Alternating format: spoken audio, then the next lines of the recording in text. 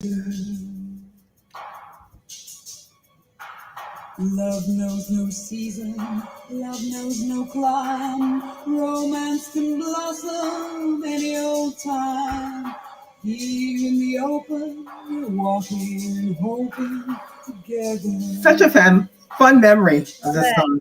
Sleigh bells ring, I'm listening in the lane. Hello, Confidant community.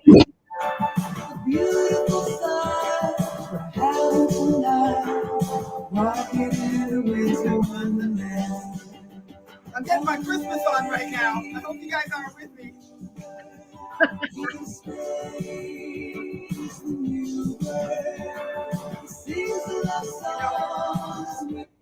There's songs that just actually bring a memory back. Oh, I'm having technical difficulties today.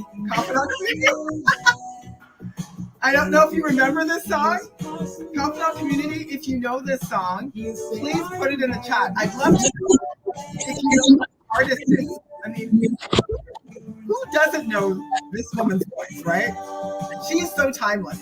Kind of like my guest today, which is why I picked this song, because Djanka, you just remind me so much of this artist. Your badassery just brings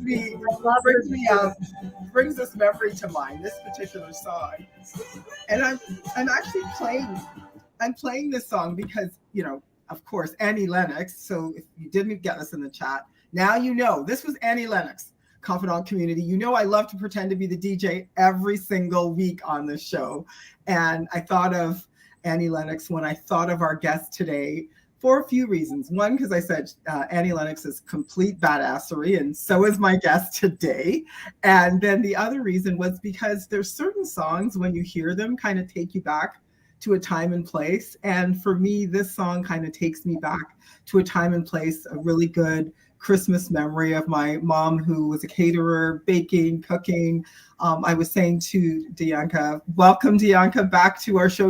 You're kind of like our veteran guest. And, you know, the memories that I think of, like this song brings up for me, is just family, food, friends. Like that's what our Christmases were all about at home. We didn't get a whole lot of gifts. I still remember, I was joking with a friend yesterday, still remember the one gift that stuck out for me, which was Merlin. And if any of you remember Merlin or Simon Says, those were the gifts. Do you remember those gifts? I feel like as soon as you say something like Merlin or Simon, people look at you and they know you're from a certain era. Millennials do not know Merlin or Simon, but it's okay if you don't. Google it. You'll know exactly what Merlin or Simon is. But, you know, for us, it really wasn't about the gifts. It was just about getting family and friends together. And as we reflect on, you know, the holiday season, I'm wearing my Christmas shirt in case no one notices.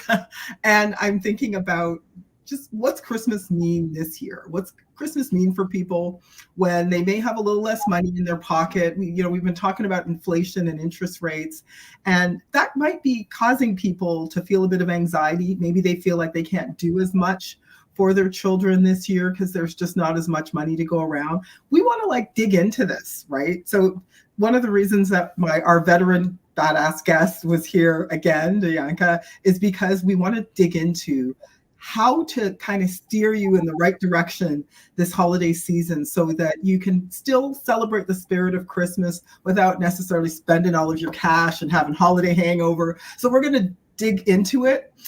If you've not been a part of this show before, you've never been a part of the show or listened to the show before, we are all about making financial conversations accessible, and today will be no different. So let's dig into it. Djanka, let's talk actually right from the beginning, because I say you're a veteran guest because we've had so many great conversations on this show. But for people who don't know you, let's talk a little bit about, you know, your journey. Like, you've got such a fantastic LinkedIn profile because you've done a little bit of everything. So I'm sure the community I've been artist representative for almost 40 years, a big advocate for copyright and for small businesses for well over 35 years. I do a lot of stuff. I participate politically in a lot of community things. Again, they work in conjunction with small businesses and healthy neighborhoods.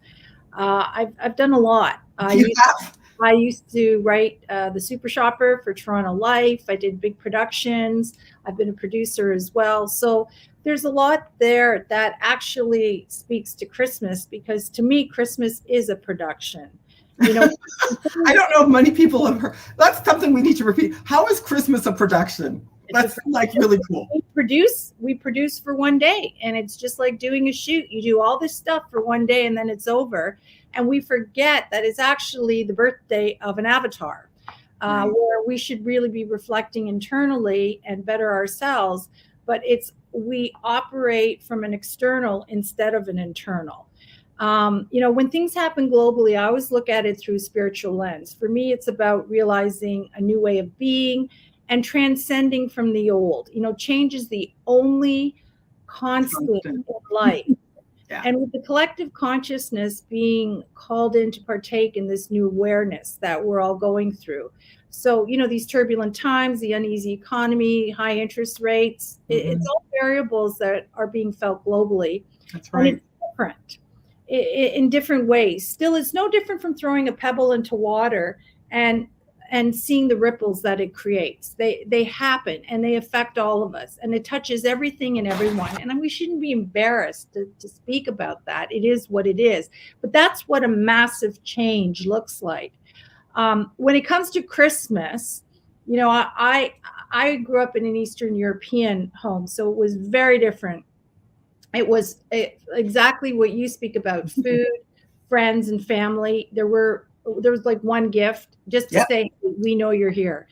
But Christmas really, Santa really was given birth by an illustrator by the name of Haddon Sundblom. He was a Dutch illustrator, and he was commissioned by Coca-Cola, who created the Santa we know today. He didn't create Santa. He tweaked the pre-existing archetype of Santa.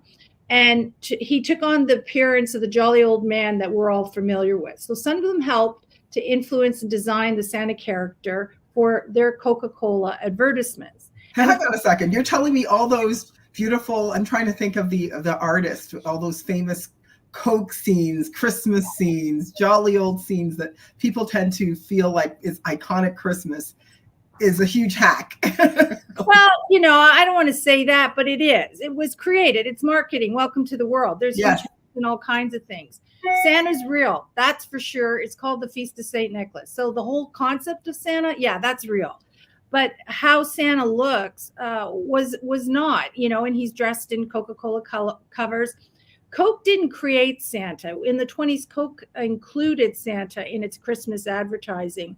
However, it wasn't until I think 1931 or something like that where they hired Sundblom to tweak his appearance. And so he took on a more robust and jolly looking look, because they couldn't move product in the winter as easily as they could in the summer. Yeah, people aren't buying as much, right? No, so to see this dude going up and down chimneys, and he's sweating and he needs a beverage, and he's reaching for Coca-Cola was a marketing thing, and so that happened, and that's just like the history of that. But Coca-Cola did not create Santa.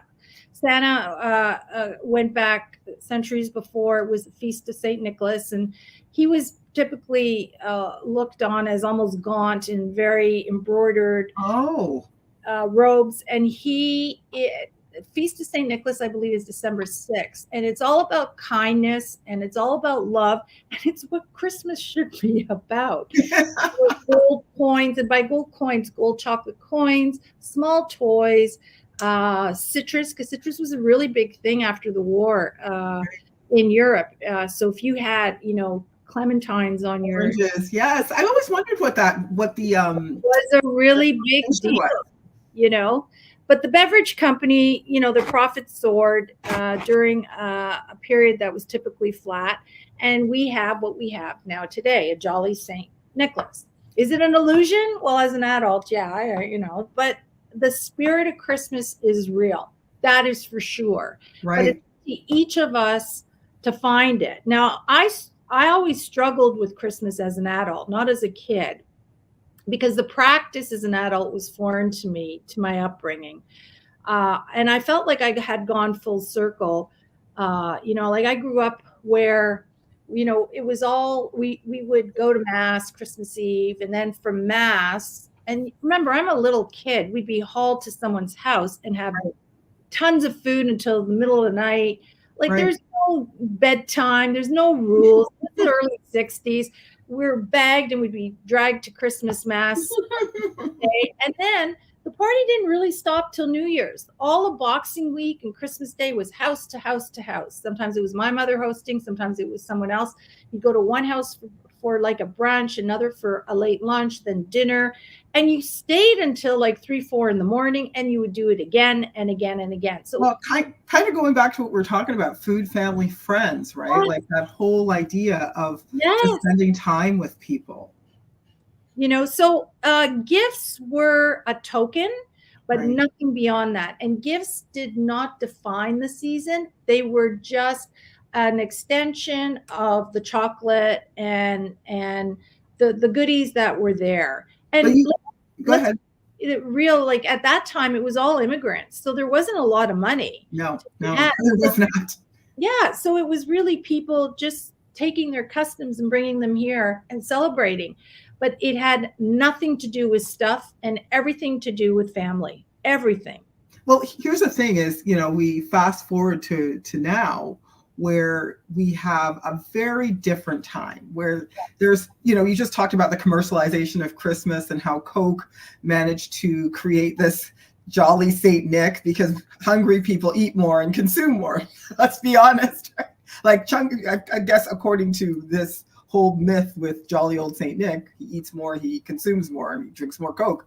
So here we are in this holiday excess, right? This is kind of the world we're in now. And a part of that is taking part in it, shopping, going out, doing all these things that, people may or may not be able to afford. So help us walk through how people determine how much is enough. Well, I don't like a hangover. So a financial hangover. And a financial hangover is worse because it just lasts and lasts and lasts. And I think there's nothing more pleasurable than in the dead of winter to have a cup of tea and a book and not worry. Not worrying is a big deal on my to-do list. And I call that financial peace, right? Having that. Yeah, I feel no pressure to be buying all kinds of gifts. And in fact, even when my kids were young, I bought them a gift. They got one gift that they really wanted, whatever, with fire truck or whatever. And they would get tons of gifts from the grandparents, aunts, uncles, whatever. So what we started to do, my husband and I, was we allowed them to unwrap them all, but not the cellophane. And then Christmas morning, they got to pick one, and they had to play with that one from Christmas morning till New Year's Eve. That was their toy of choice. So they had to investigate it and check it out. And if they were bored, too bad. That was your choice. So, and then they all went into a closet, and then January 1st, they would pick another toy, and they would have that toy right until the end of January. We did that all year round. And by the beginning of December, it looked like no toys were ever removed, because if you add their birthday, Easter, all the other things, the events that happened, there was just toy after toy. But we were really strict. They had one. And they were so careful at the beginning of the month. They were outside the closet excited. What am I going to pick? What am I going to pick? Because if it sucks, I'm stuck with it. But hey, welcome to life. That's right. Such a good lesson. And if it's great, wow. So, they I didn't know all their toys, and sometimes they did get stuck with one, and I would slip them a little toy in between, but not from the closet. I stuck to that. So come December, what we would do is we would empty it all, and they would come with me, and we'd donate all the toys that weren't open. Wow. And I knew there were a lot. So we have an empty closet. Right. And we can start the whole cycle again. But, what I'm hearing is from that, kids learn to appreciate what they get, whatever it happens to be. They also learn to put kind of stuff in their place and not covet it too much, because at the end of it, they give it away. Let somebody else enjoy it as well. There's some amazing lessons there. And in that whole spirit, it just makes me think, do they need a thousand toys, especially if at the end of the day they can only play with one at a time. I find that excess only serves to confuse, and there is much in little, so by modifying it, they really learned a lot. And the thing that I was really taken aback by is that they never saw the closet empty, even when it was. They saw it as possibility. So not one of them grew up, now that they're all adults, Right. They grew up with an abundant mentality versus one of poverty. And I shared with you how I know people who are multimillionaires and they have a poverty mentality. But it's interesting to me how many people I know who don't have a lot, but they have an abundant mentality. Yeah. They never are without, and they're always looked after. And I always find that so fascinating, because when I've traveled to parts of the world where people have so little, they are sharing. They're giving you the little that they have and saying, take as much as you want. Yeah. And I'm just, it always just completely astounds me. Because they know they'll be provided for. And I think they have faith. They absolutely do. They do. And I think that's a really valuable point to instill in kids, that don't be afraid. It's us. It's not you separate from someone else. And if you give that away, there's constantly a flow.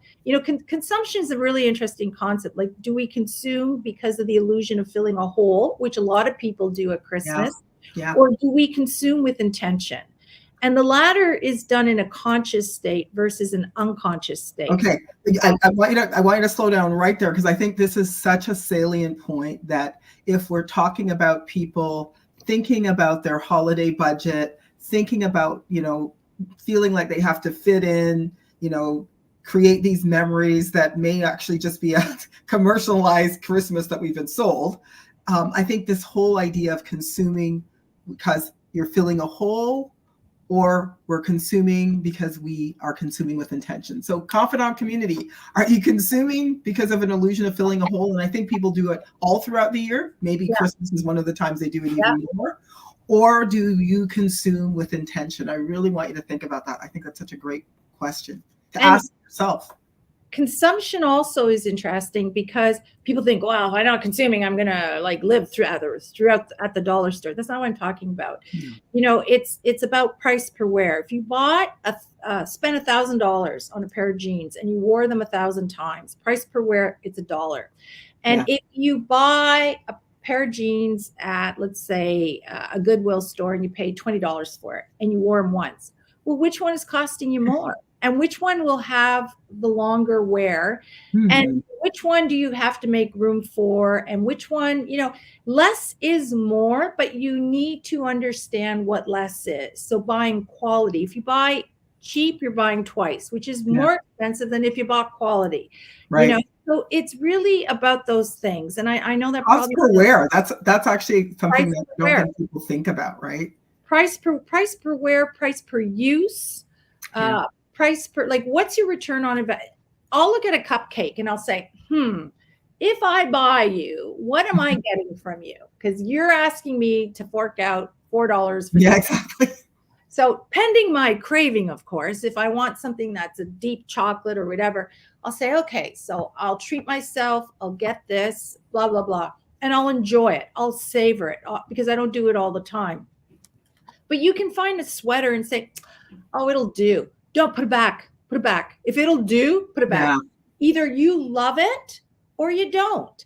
And when it comes to gifts, people buy gifts because it's something they wish they got, and they'll go right over the deep end for it. Love it. I think the art of gift giving is really understanding who you're buying for and buying for them. So it may not be what you're interested in, but even if it's a modified small part of what they're very interested in, they'll cherish it. And if it's a sensuous gift, so an olive oil, a beverage, a fragrance, something like that, they'll remember. But we spoke about this. If you were to look back last year and ask yourself what gifts you got, would you remember? And if I said, hey, do you remember the gift I got you? Would you remember? Probably not. Yeah. They're pretty insignificant, not meaning to be, but it's just, it is, Well, this is it. This kind of goes back to what we were talking about right from the beginning when I was like reflecting on Christmas past. Most gifts that, if I love the fact that you said sometimes overconsumption can confuse. So if you give a child 10 gifts, then they actually don't know they don't value any of them. Exactly. Versus if you're giving them one at a time, then they learn to value what's in front of them. Do you know what I mean? So I think that's such an important lesson, because that's also true about consuming any gift, right? Because you may forget. So when you're talking about a sensual gift, food, it kind of goes back to like the five senses, something that will absolutely it does a chance to have it stick in their mind. But you don't want to put too much emphasis on it at the end of the day, because what will people remember a year from now about? Will they even remember the gift? Yeah. Is it the gift or the person or the experience, as we were talking about? But interestingly enough, as I've aged, I've come to appreciate how investing in experiences has a far better return on investment. So a lunch or a coffee, because I get to share in insights. I foster a deeper relationship with the person I'm with. I'm spending time with them. And the aspect of money, it's interesting. Pending your beliefs, it can be viewed as being limited. Time is limited. So time and money in that way can be similar. Although I've always seen money as an energetic flow. It comes all the time. We stop it because we limit it, but it's there and there's enough for everyone. We have a distribution issue, which is a whole other thing. And that's a conversation for another time. But do I believe that we need to go on some incredible shopping thing? No, not at all. I believe we need to spend time with family. We need to foster healthy relationships. Social media has so many people blocked. I think to sit down and talk to someone who's not on a phone, and I mean talk, have a cup of coffee or a drink or whatever and talk. Wow, that feeds the soul. And I think we're starving when it comes to that kind of stuff. And Christmas is just such a lovely time to fill that well up. So I'm really, for me, it's really about turning very internal.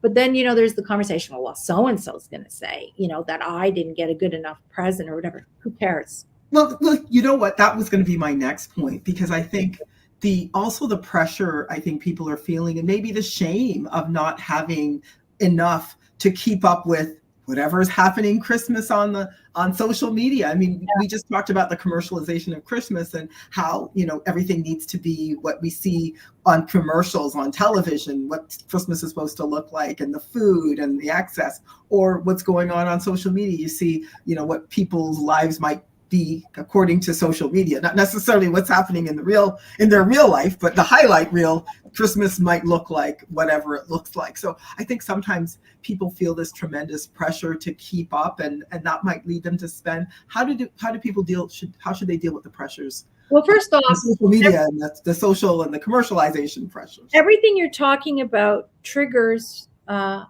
person's ego. So if you can keep your ego aside, you don't need to worry about it. Something, I don't do is compare my life with someone else's. I have no idea what someone else's shoes are like. I'm sure they're complicated. And there's a saying that if you were to put your problems in a circle, everyone was to do it, you would reach back for your own, because you really don't appreciate how difficult other people have it. And I think the worst thing we can do is compare our life with others, especially those on social media. It raises the pressure of the holidays. And like I mentioned, I have no idea about their journey. And it just satisfies the ego. And we're storytellers. So to feel the pressure that someone is thinking or has or doing is not based on any truth. It's based on a foundationless story. And as human beings, we're story machines. So we're going to make, this, they probably think this. And we say it enough times and it becomes a truth to us when it's all an illusion. If you can't afford to spend, don't. There's other things you can do. Something we did one year, which was great, was we made coupons for each other. And I did coupons for the young couples around me who were looking for babysitting. Babysitting is a big deal. Huge. And so I did these really fanciful coupons, wrapped them up, gave them out, and they're like, oh my God, this is the best gift, because it allowed them to go out. It allowed them to have an evening. It allowed them to look forward to something in the new year. and it didn't matter what season. But or coupon, like I have friends who are amazing bakers and cooks, Yes. and I have to watch them before I kind of initiate my own their recipe in from where I am. And so to give me a coupon, like, I'm going to show you how to bake this chocolate cake you love. Oh Ooh. my God. And do you think I'm going to forget that next year? No, I'm going to No. totally remember. I'm going to remember No. the experience. I'm going to remember the cake. I'm going to be able, every time I make it, I'm going to think of that person. So look at where your strengths are and share them with someone else, and just give out coupons for Christmas. It's a tremendous gift of time. So it's actually more expensive than a gift because you have to schedule it. But at the Mhm. same time, you're giving a gift of yourself in such a big way. And that's really magical. Sometimes objects like a book that they're interested in, Exactly. that they can reflect and read over and over, is a wonderful gift because it provides an experience that they want or need in their lifetime. And each time they pick it up, they think of you, and it's a lovely reminder. Sometimes it can be something little like arts and crafts. Colorful markers are really great for Yeah, people. I remember you mentioning that. I thought that was really cool. And mind mapping, getting an idea and then mind mapping it. And you really do need some beautiful markers for that so you can see it.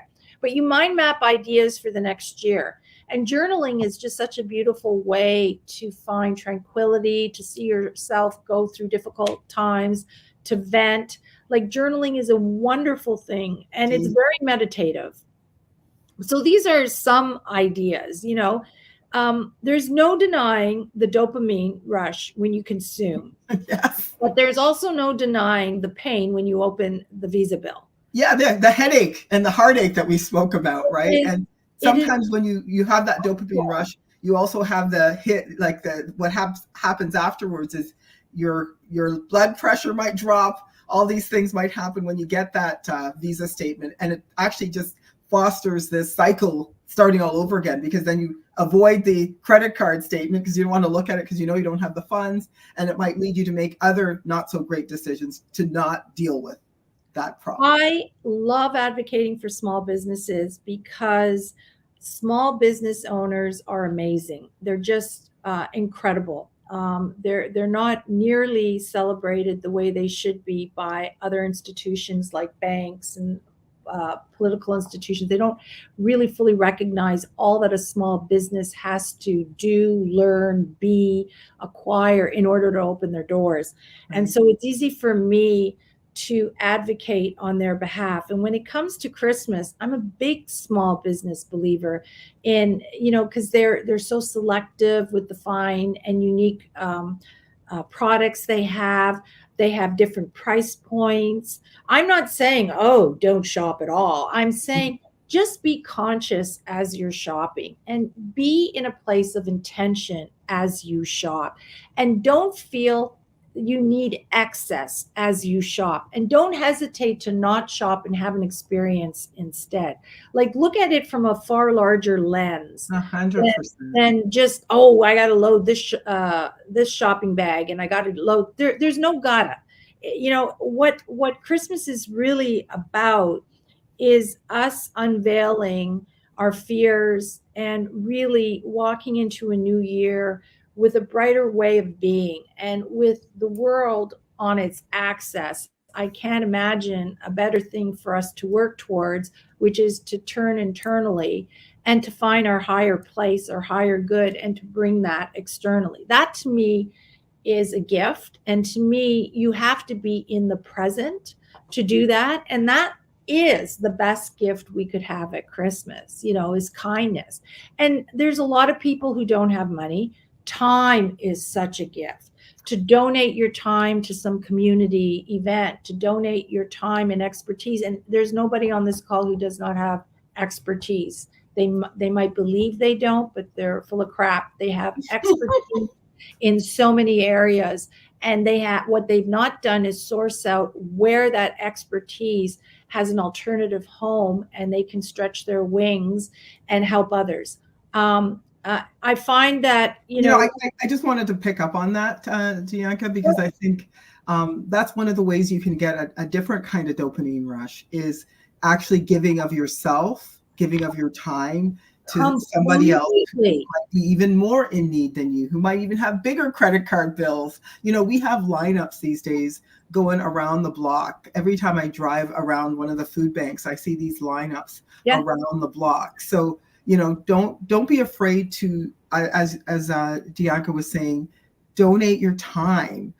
Invest your time with coupons to friends and family. If you don't have money, time sometimes is more expensive, is often more expensive. Oh, for sure. Money, right. And, you know, one of the things I was going to say when you were talking about giving of your time is my girlfriends and I, I remember when we were in university, we didn't have a lot of cash. We would actually do things like give each other coupons for spa days. So they bring the bottle of champagne or whatever cheap wine we could afford from the liquor store. And then I would have like the products that we'd use, and we'd do our nails together, and we'd have some wine, and someone else would bring sandwiches. And that was like our Christmas gift to each other, is we would then we'd look forward to our spa day in the new year that we were going to. I'm co-chair of the West Queen West Business Improvement Association. We have a slew of fantastic stores. We have boutique hotels. We have a theater. And the thing about our district versus other districts is we ask people to come into our neighborhood and have an experience. We have Michelin rated restaurants. We have Trinity Bellwoods Park. We have the beauty block with fantastic skincare and dinnerware. And we've just got so much in our neighborhood. So you can come early in the morning, have a coffee, and not leave till midnight, and have something to do on every block.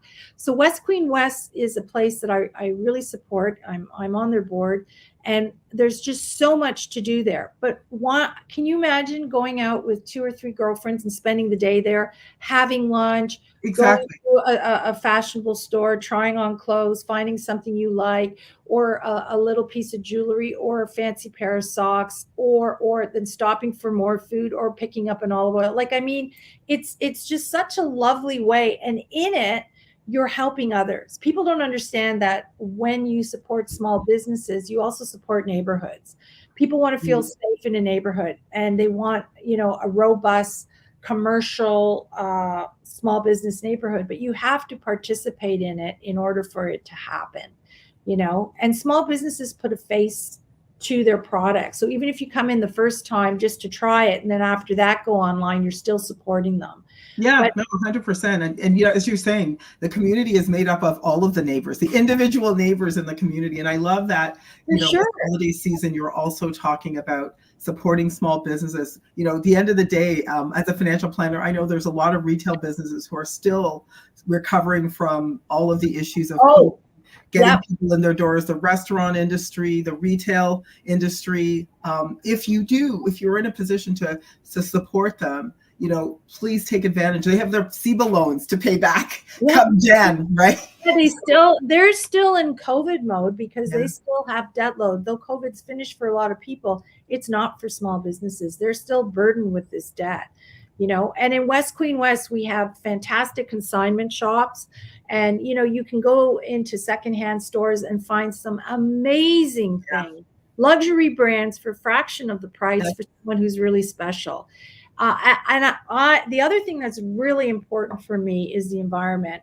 I don't want to buy something that I look at and it's like, so this is what landfill looks like before it's landfill. I'm not interested in that. So I'd like all the parts and the mechanics of the gift to be recyclable, or can be turned into something else as a raw material. And this is where I'm a very conscious consumer.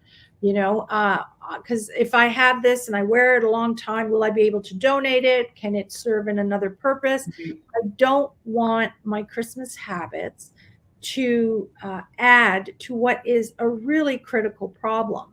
You know, I use bingo blotters and just regular paper, and we make our own.